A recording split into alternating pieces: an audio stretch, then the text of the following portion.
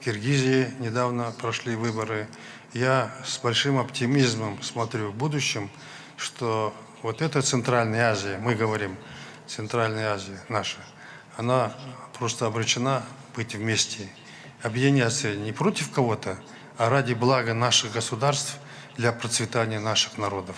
Я на это очень надеюсь. Тем более здесь правильно было сказано, есть проблемы воды, есть проблема, что эти народы живут, у нас живут большое количество узбеков, киргизов, у них живут казахи. И так у нас все перемешано здесь. Интернациональные семьи, родственники. Поэтому чем дальше мы будем продвигаться, чем дальше будет стабилизироваться экономика, политическая ситуация, естественно, мы обратим внимание на свою историю, культуру и будем стремиться к объединению. То есть мы все Богом данные соседи.